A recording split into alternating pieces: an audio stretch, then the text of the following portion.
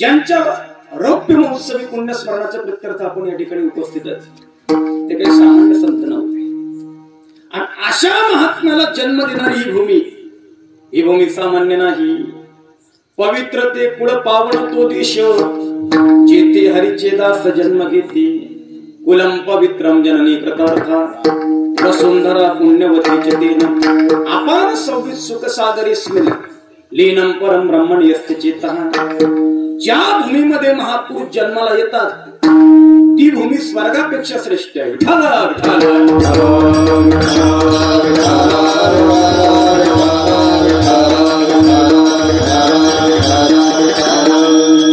महाराजांच्या निर्वाणाला 25 वर्ष झाली.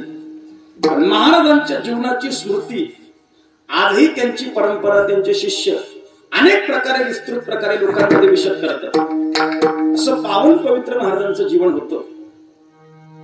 वैदिक धर्माचा गाढा अभ्यास, वैदिक वाङ्मयावर पकड आणि ज्या काळामध्ये रामायण आणि भागवत या दोनच ग्रंथाचा जास्त प्रचार प्रसार होत होता त्या काळामध्ये शिवपुराण आणि देवी भागवत या ग्रंथांकडे वळवण्याचं लोकांना काम जर कोणी केलं असेल ते पूजनीय महाराजांनी केलेलं आहे.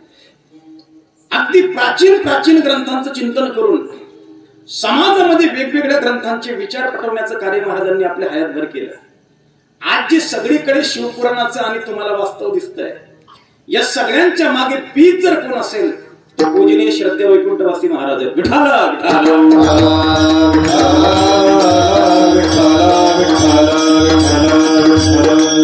आणि म्हणून या जन्मभूमीने महाराजांची कृतज्ञता व्यक्त करण्याकरता हा नाम सप्ताह या ठिकाणी आयोजित करविला आहे. आदरणीय डॉक्टर साहेब, आमचे विजय बापू, समस्त ग्रामस्थ, मोरखेडा, भजनी बाबी, पंत महाराज, मोहन महाराज सर्वांच्या समन्वयाने विद्यमान ही सेवा माझ्याकडे आलेली आहे.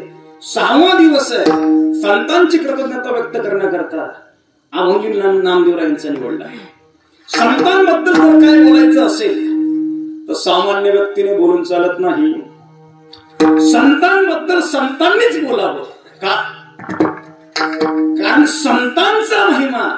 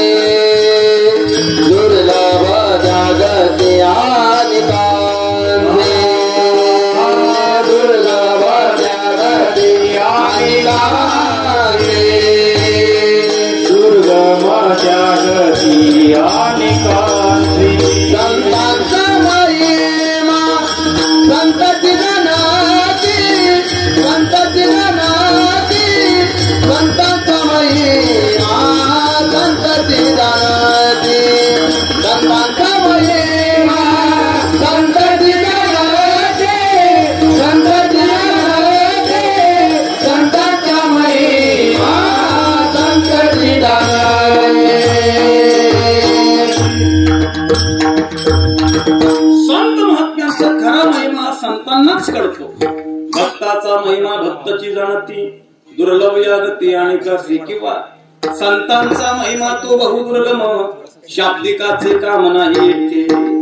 एखादी म्हैस कितीही दूध द्यायला लागली, टँकर भर दूध दिलं एका दिवसाला, मग तिला काम दिलं म्हणता येईल का? बहु दुधाला जरी झाली म्हैस गाय तरी होईल काय काम धेनू. साधूची किंमत, संतांची किंमत, महापुरुषाची किंमत, महात्म्याची किंमत आयऱ्या गैऱ्याला कळत नाही. तुका म्हणे येते पाहिजे जातीचे येऱ्या गबाड्याचे काम नाही. जातीवंत व्यक्ती लागतो, जातीवंत व्यक्ती. परमार्थाचं बीज ज्याच्या अंतःकरणात आहे तोच साधूचं महात्म्य जाणू शकतो. विठाला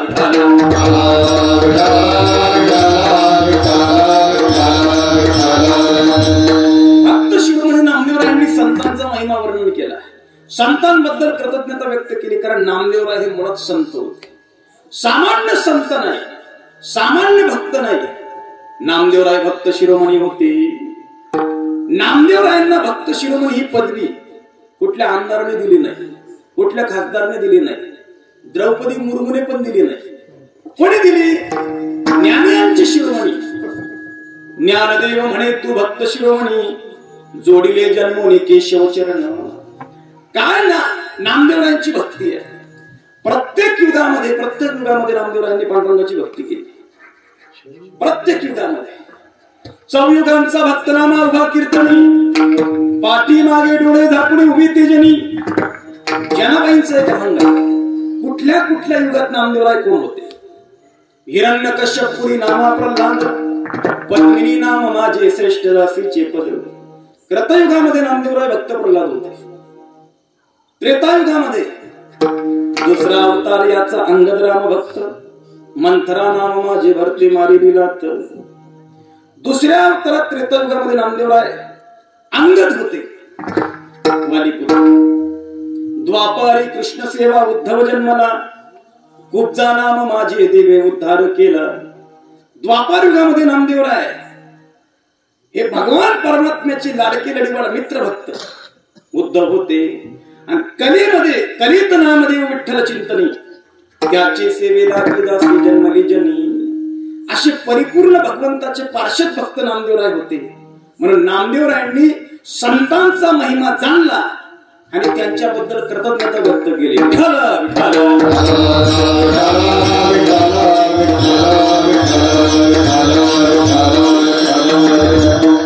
जगामध्ये दोन प्रकारचे वर्ग आहे.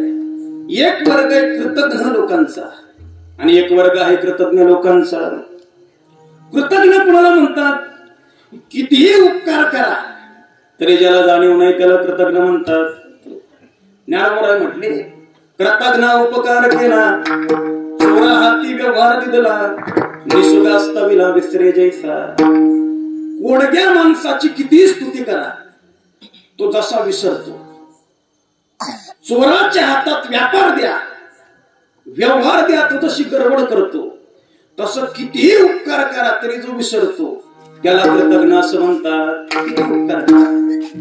भगवान शंकरांनी भस्म धारण करत असताना भस्मातले एका खड्याकडे पाहिलं. खड्यातून एक असुर प्रकट झाला, त्याचं नाव भस्मासूर. वरमृही महादेवाला त्याने वर मागितला, भोलेनाथ, ज्याच्या मस्तकावर हात ठेवणार त्याला भस्म झालं पाहिजे. भगवान शंकर तर खूप भोळे. शिव भोळा चक्रवर्ती त्याचे पाय माझे चित्ती. तथास्तु म्हटलं. त्याने विचार केला, महादेव तुम्ही मला वर दिला ना, मी ज्याच्या मस्तकावर हात ठेवेल तो भस्म होईल. म्हणे हो, मग पहिला ट्राय मी तुमच्यावर करतो. भगवान म्हटले, बेड्या तुला वर दिला मी आणि माझ्यावर पहिला ट्राय करतो, पहिला प्रयोग माझ्यावर करतो. ज्याने वर दिला, ज्याने मोठेपण दिलं, त्याच्याच मस्तकावर हातपाय ठेवायचा प्रयत्न करतो, तो कृतज्ञ आहे.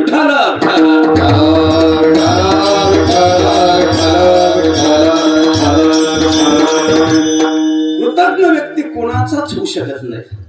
कृतज्ञ व्यक्ती न घरच्या लोकांचा होतो, न दारच्या लोकांचा होतो, न समाजाचा होतो, न जगाचा होतो, कोणाचाच होत नाही. जो कोणाचाच होत नाही तो परमार्थाचा कसा होईल? कोणाचा नाही. संत महात्म्यांनी कृतज्ञ व्यक्तीचा धिक्कार केलाय. संत हे कृतज्ञ असतात. कृतज्ञ कोणी लहान मोठे उपकार जरी केले तरी उपकाराचा जो स्मरण ठेवतो तो कृतज्ञ आहे. त्या उपकारातून उत्तीर्ण होण्याचा प्रयत्न करतो तो कृतज्ञ आहे. शुकदेव मुनींनी पांडवाच्या राजसू यज्ञातील भाताचं एक शीत खाल्लं होतं, अन्नाचा कण प्रसाद म्हणून. शुक मुनींना असं वाटलं, पांडवांचा मी प्रसाद ग्रहण केलाय, माझ्यावर पांडवांचे उपकार मी कसा उत्तीर्ण होईल. सारखी तगमग चालू होती उत्तीर्ण होण्याकरता. संधी कधी मिळाली? जेव्हा राजा परीक्षितला शाप मिळाला. राजा परीक्षितच्या बुद्धीमध्ये कलीचा प्रवेश झाला आणि परीक्षित राजाकडून दोष घडला. शमीक ऋषीचा अपमान घडला. शमीक पुत्र शृंगीने शाप दिला. इतिलंघित मर्यादम तक्षक सप्तमेहनी दंशति स्म कुलांगारम नोदितो मी तदद्रहम। हे राजा परीक्षित, तुझ्या वाडवडिलांनी सदैव साधू संतांच्या चरणाची रज मस्तकावर धारण केली आणि तू छत्रबंधू साधूचा अपमान केला। शाप आहे तुला, सप्ताहाच्या शेवटी तक्षक दोष होऊन तू मरण पावशील। आपलं मरण डोळ्यासमोर दिसलं, सर्व संघ परित्याग करून राजा गंगेच्या काठावर आला। राजाचा उद्धार कसा होईल राजा चिंतेमध्ये। आणि शुकमुनींना आठवलं आपल्यावर पांडवांचे उपकार आहे, उपकारातून उत्तीर्ण होण्याची संधी आहे। त्या संधीचं सोनं करण्याकरता शुकमुनी प्रगट झाले। तत्र भवत भगवान व्यासपुत्रः यदृच्छयागमटमानोनपेक्षः अलक्ष्यलिंगो निजनावतुष्टो व्रतश्च बालैरवधूतवेशः। शुकमुनी प्रगट झाले, राजा परीक्षितला आत्मज्ञानाचा बोध भागवत सांगितला। परीक्षित राजाचं कल्याण केलं आणि स्वतः उपकारातून उत्तीर्ण झाले। विठाला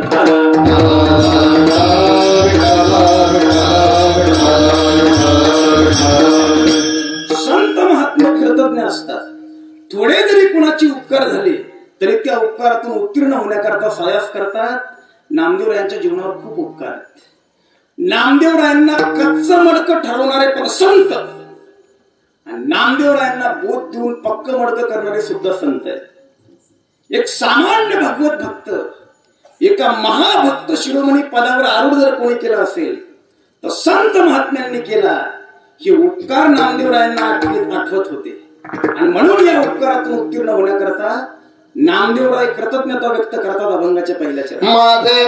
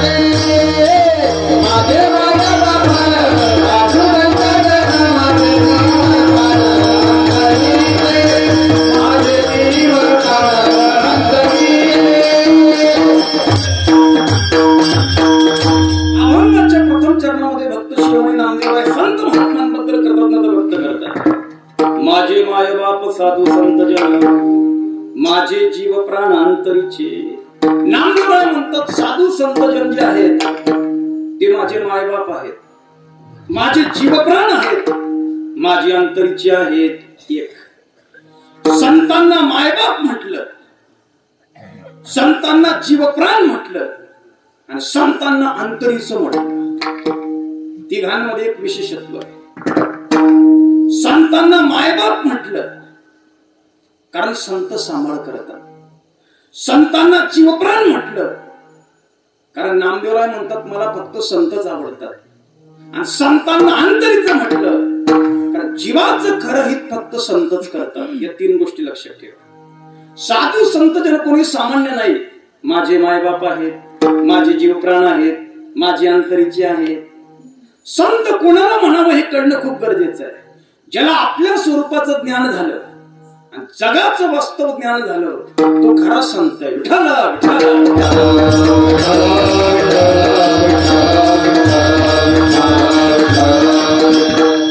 ज्याला आपल्या आत्म्याची ब्रह्मत्वाने अप्रोक्ष अनुभूती झाली तो संत आहे. ज्याच्या जन्मा मरणाचा अंत झाला अशा साधूला आपल्या स्वरूपाचं ज्ञान झालं आणि जगताबद्दल मिथ्यात्व ज्ञान झालं, मिथ्यात्व निश्चय झाला. ज्याला जगताचा मिथ्यात्व निश्चय झाला तो साधू आहे. आमचे गुरुजी सांगायचे एका बाईच्या दारामध्ये भिक्षा मागण्याकरता एक साधू आला. साधू काही ओरिजिनल नव्हता. पोटासाठी संत झाले कलित बहुत, असं इकडे तिकडे भिक्षा मागून आपलं उदरभरण करणारा एक व्यक्ती होता. साधू विषयामध्ये भ्रमण करायचा आणि एका बाईच्या दारावर भिक्षा मागण्याकरता आला. बाईचं 5 वर्षाचं लेकरू अंगणामध्ये रुपयाच्या नाण्यासोबत खेळत होत. साधू महाराज दाराशी आले. साधू महाराजांनी हात दिली. ओम भवती भिक्षां देहि. बाई पीठ घेण्याकरता घरात गेली. पीठ आणायला लागली. अचानक अंगणात जो मुलगा खेळत होता त्याच्या हातातून रुपयाचं नाणं खाली पडलं आणि घरंगळत रुपयाचं नाणं साधू बाबाच्या पायाजवळ गेलं. साधू बाबांना मागे पुढे पाहिलं, कोणीच पाहत नाही. वर खाली पाहिलं, कोणीच पाहत नाही. इकडे तिकडे पाहिलं, कोणीच पाहत नाही. रुपया पायाजवळ आलेला आहे, आपल्यावर कोणाचीच नजर नाही. साधू बाबाने गप्प दिशी रुपयावर पाय दिला आणि पायाने रुपया दाबून ठेवला. पण मुलाच्या नजरेतून काही सुटलं नाही. मुलाने पाहिलं की आपला रुपया बाबाने पायाखाली दाबला. मुलाने लगेच हात मारली. आई आई आई म्हटली, कार्ट्या कशाला हात मारतो, काय झालं? हा म्हटलं, आई बघ बघ बघ बघ बघ, साधू बाबाने माझा रुपया घेतला, पायाखाली दाबला बघ. आई म्हटली, बेड्या मग तेवढ्या करता आम्ही मारतो का? घेतला तर घेऊ दे रुपया. कुठं खरा होता, खोटा तो होता. आईचं वाक्य जसं मुलाच्या कानावर गेलं तसं साधू बाबाच्या कानावर गेलं आणि साधू बाबाच्या लक्षामध्ये आलं, जो रुपया आपण जीवानिशी पायाखाली दाबला तो कसा आहे, खोटा आहे. मला सांगा, आपण जो रुपया पायाखाली दाबून धरला तो रुपया खोटा आहे याचं ज्ञान झाल्यावर बाबा आता रुपया दाबून ठेवील का? त्याला कळलं की ज्याला जीवानिशी आपण पकडलंय तो खोटा आहे. तसं ज्या प्रपंच करता आपण रात्रंदिवस सायास करतो, सायास करीसी प्रपंच निर्मिशी हरिसी न भजसी कवया गुणी, या प्रपंचाचं स्वरूप संतांना कळालंय. लटिका व्यवहार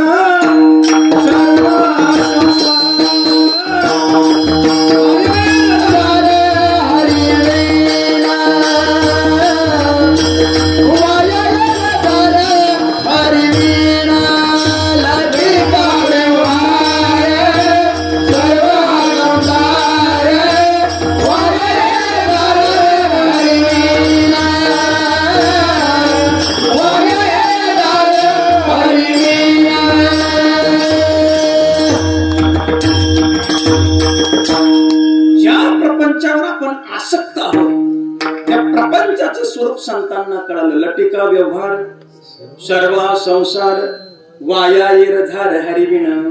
म्हणून संत महात्मे या भाव स्वर्गातून, या प्रपंचातून तरुण गेले. पै भाव स्वर्गा उभरले, मुमुक्ष योग ज्ञाना वळगले, पुढती नयोया निघाले पैजाजीत.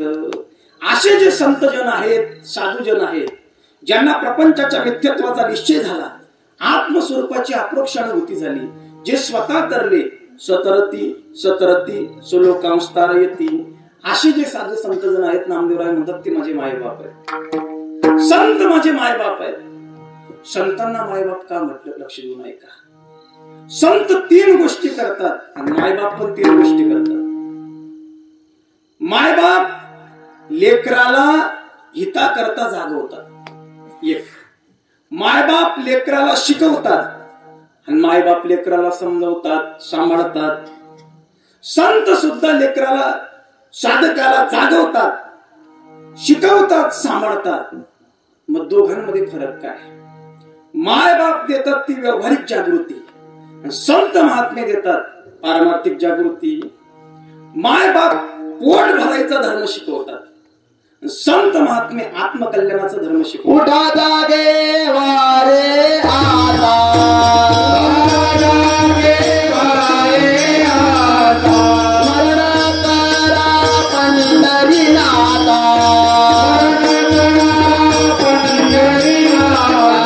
भावे चरणी देवा माता, भावे चरणी देवा माता, सुखदिले का जन्माचा धनदारा पोत जन, बंधू खोया रे दिशोना,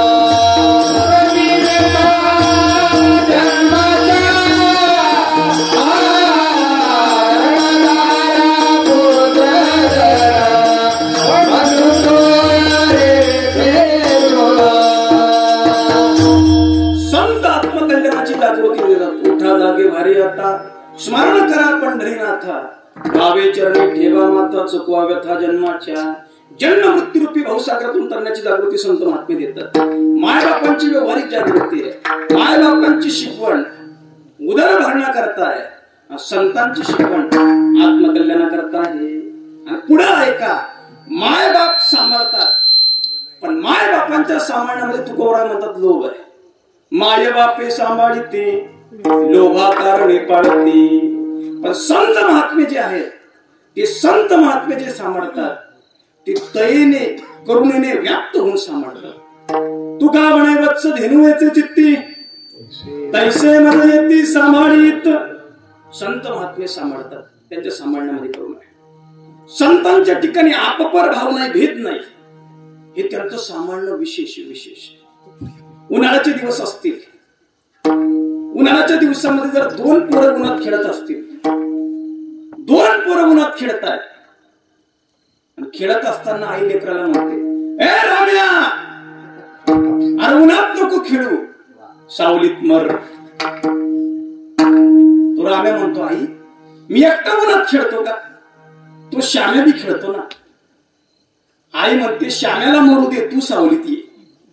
आईचं प्रेम आहे, पण आपल्या लेकरापुरता मर्यादित आहे. संतांचं तसं नाही. दया करणे जे पुत्रासी, त्याची दासा आणि दासी. जी दया आपल्या लेकरावर आहे ती संपूर्ण जगा करता आहे. संत जगाचे मायबाप आहे, साधकांचा मायबाप. दरुषणे हरे ताप, सर्वभूती सुखरूप ज्ञानोबा माझा. तुम्ही संत माया बापा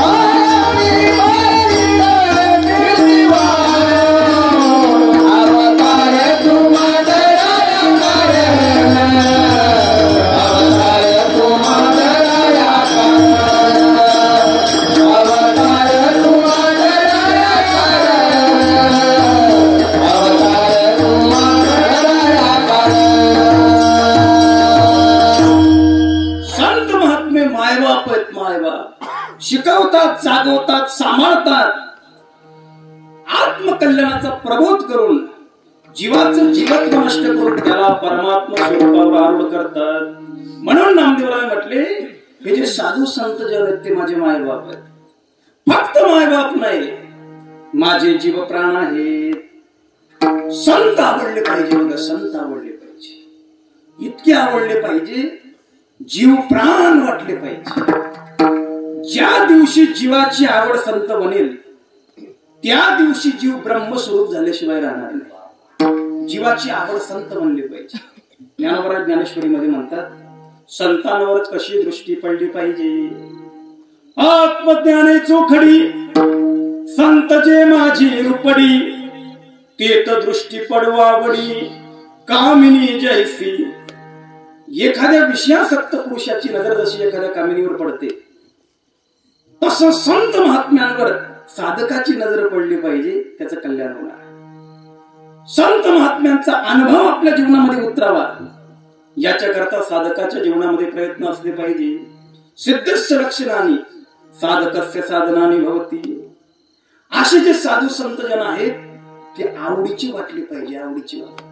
आपल्या आवडीचा विषय प्रपंच संसार घरदार आहे. आपल्याला काय आवडेल ते सांगता येत नाही.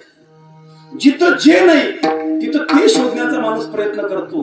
हेच माणसाच्या जीवनाच्या आवडीचं लक्षण आहे.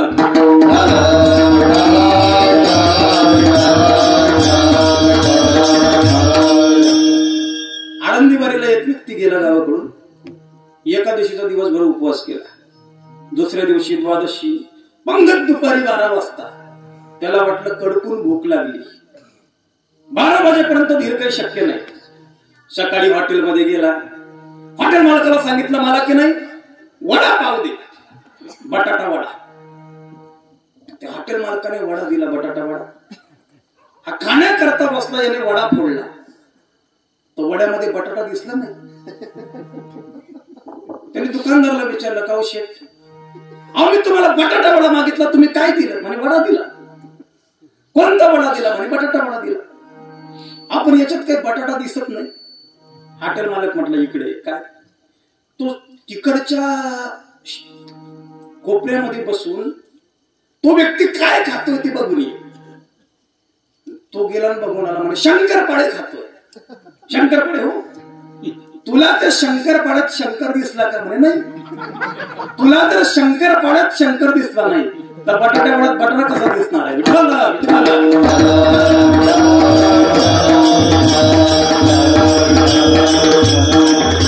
माणसाची आवड त्याला काय शोधायला लावेल काय सांगता येत नाही. जीवाला जर कल्याण करायचं असेल तर संत आवडले पाहिजे. तुकोबाला एका प्रमाणात असं म्हटले, मला जेवढे संत आवडतात तेवढं कोणी आवडत नाही. तुका म्हणे, जैसे आवडती हरिदास तैसे नाही आस अनेकांची. मला संत आवडतात. संत आपले जीवप्राण झाले पाहिजे, आवडीचे झाले पाहिजे. नामदेवराय तिसरी गोष्ट सांगतात, संत माझे अंतरीचे. अंतरीचे ते आहेत जे आपल्या हिताचं सांगतात, हिताचं बोलतात. वाक्य ऐका, आपले मायबाप आपलं हित करू शकत नाही. आपले सगळे सोयरे आपलं हित करू शकत नाही. आपले आप्त स्वकीय आपलं हित करू शकत नाही. का नाही करू शकत? त्यांना हित माहिती नाही. हित नाही ठावे जननी जनका, दाविला लौकिकाचारतीही. भौतिक जगातल्या लोकांना आपलं भौतिक कल्याण हेच हित वाटतं, पण आपलं ते खरं हित नाही. आपलं खरं हित फक्त संत महात्मे करू शकतात.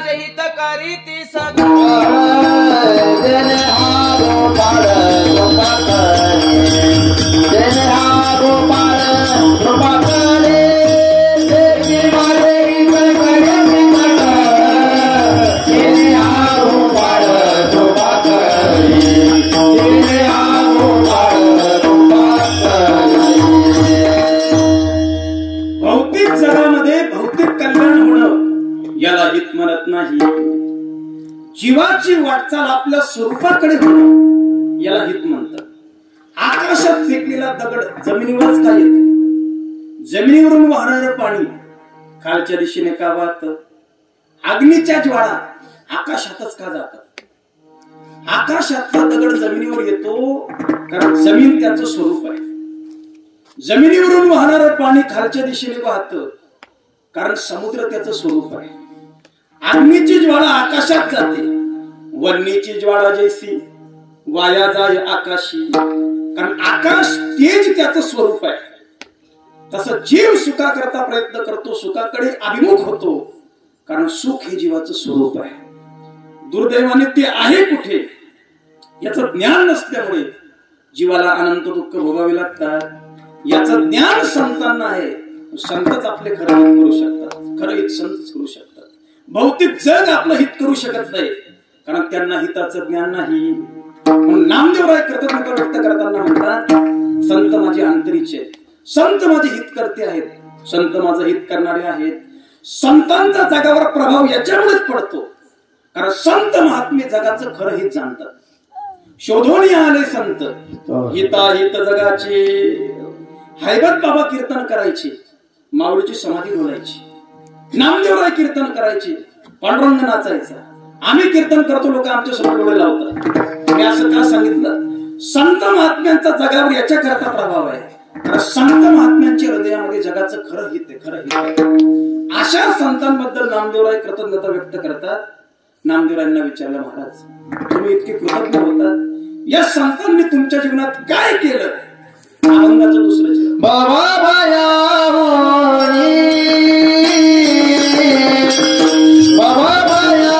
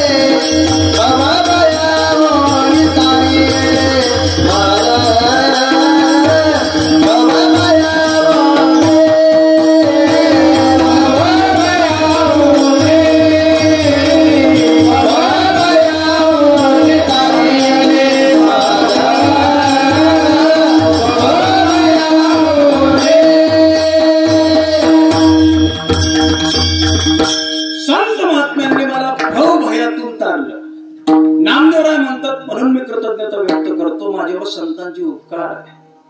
त्यांनी मला भावभयातून तारलं. आपण सगळे जण जे भयात आहोत त्याचं नाव आहे भावभय. भावभय कशाला म्हणतात?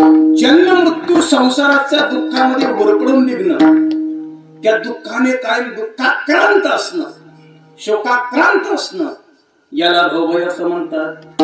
याला भावदुःख असं म्हणतात. पंचदशी मध्ये विद्यारण्य सरस्वतीने दृष्टांत दिलाय. नदीच्या काठावर जे गावं असतात त्यांच्या लक्षात लवकर येईल. नदीला जर पहिला पूर आला तर पाण्यामध्ये अशी भोवरे पडतात.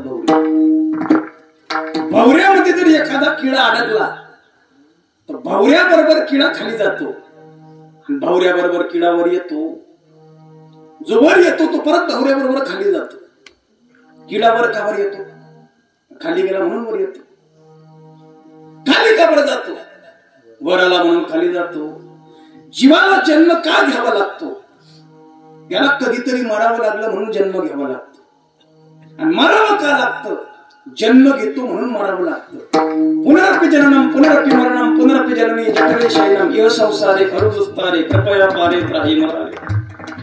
पुन्हा पुन्हा जन्म मृत्यूच्या शृंखळेमध्ये पडणं, सापडणं, अमाप असं दुःख भोगणं, याला भावदुःख असं म्हणतात, भावभय म्हणतात.